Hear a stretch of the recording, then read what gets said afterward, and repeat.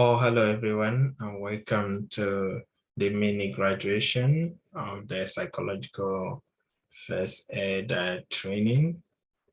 This course was sponsored by Frontera Hotel Group, which we're very grateful to have Professor Peter as our advisory board member.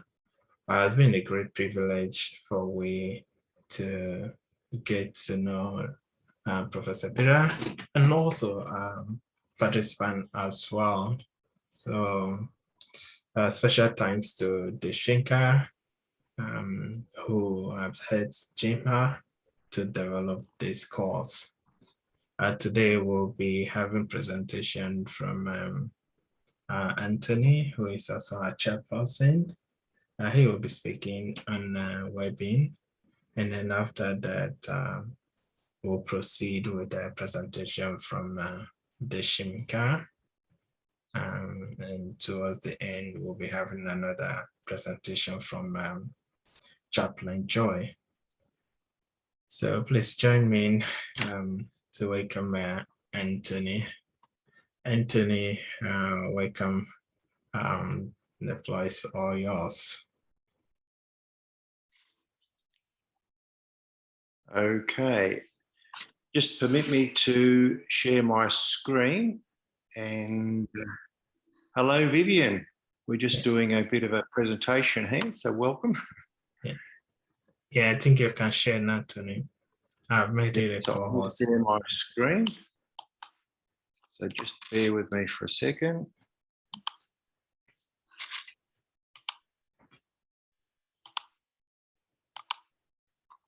Oops. All right. Okay. I might just put on my slideshow, so hopefully it won't upset it. Can you still see that okay? Yeah. Everybody? Yeah, we can see that. So basically, what I'm just going to do today is that I'm going to give you a little bit of a discussion about having the right mindset. And I think that's so important with our psychological first aid, is if you've got the right mindset, you can do the things that you need to do or recognize the things that need to happen whenever you find yourself that you need that extra strength. So let's just go into what I'm going to talk about. I'm talking about what mindset is and why you need it, and what the right mindset and behaviors can be. And today I'll introduce you to one of the methods that you can have. And if there's any questions, please send them through to Jude and he can forward me. Okay, now I've got somebody else who's come along, so I'll admit that. So I'll keep on going. Hello. So let's just have a look at what we've got here. You might see that we've got some pictures there. Can everyone see the picture? So we've got two pictures. One picture looks like a house which is overgrown, and then on this other side you can see a picture of a beautiful garden. So what do you think that really means? And if anyone wants to use the chat, please go ahead, and I'll just read from what you've got in the chat. So what do you think's happening there? Anybody care to try and find out what that means? Does it make sense to you?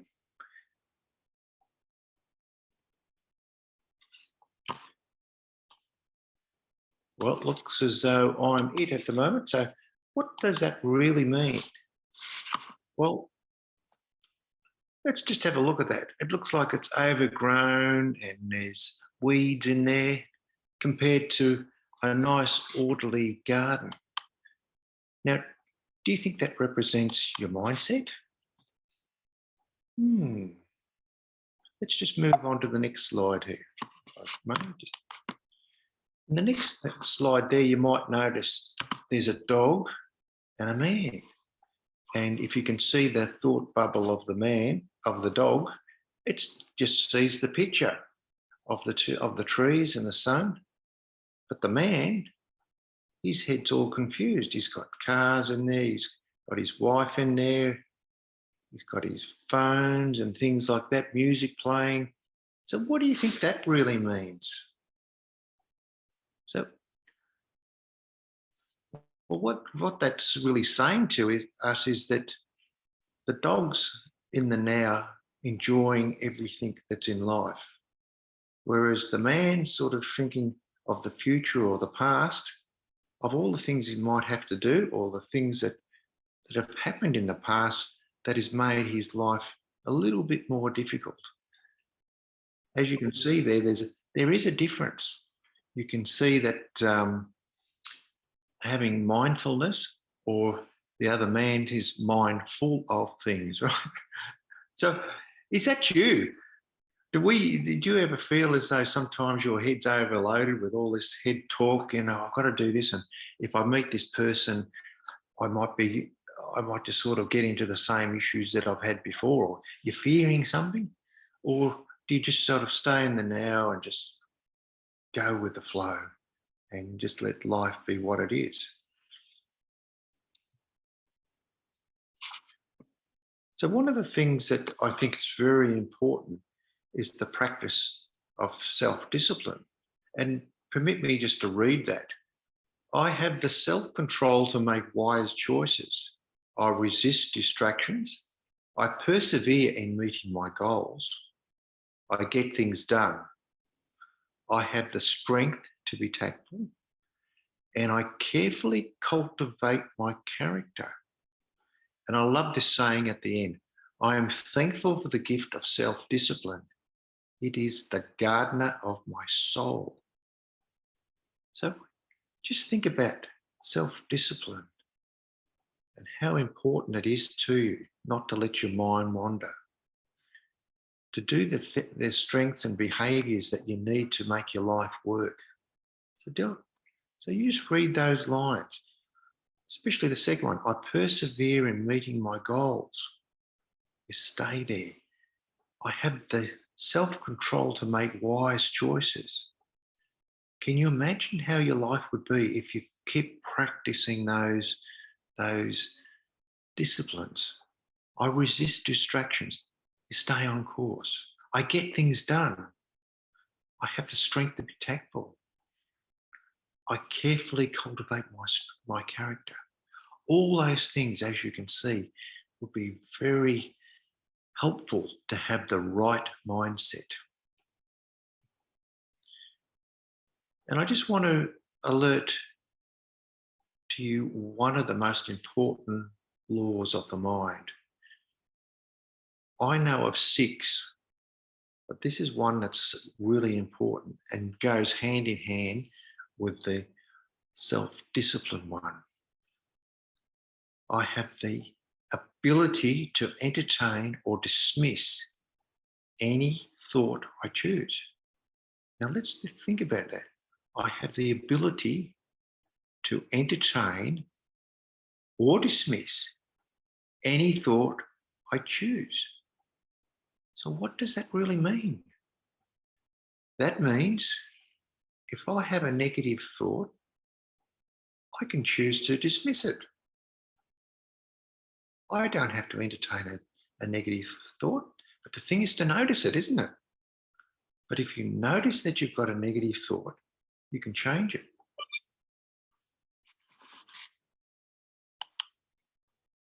If you've got a good thought, what would you want to do? You'd want to bathe in it. You want to celebrate it. And you could choose to do that. So that's the power of that control of your thoughts. And we've all got the power and ability to do that. It's just something to practice, practice, practice, practice. So if anything, any learning that you get from today, if you learned that law of control, just imagine how that could serve you. All right. So I think what we'll do is we'll conclude there and say thank you very much. And if you've got any questions that you want to ask, feel free. I'm happy to answer those questions. Just field those questions to Jude, who will forward on to you. So that does me. So I'm going to stop sharing now. I'm going to hand it back to you, Jude, and we go from there. So if you want to take control, over you go, Jude.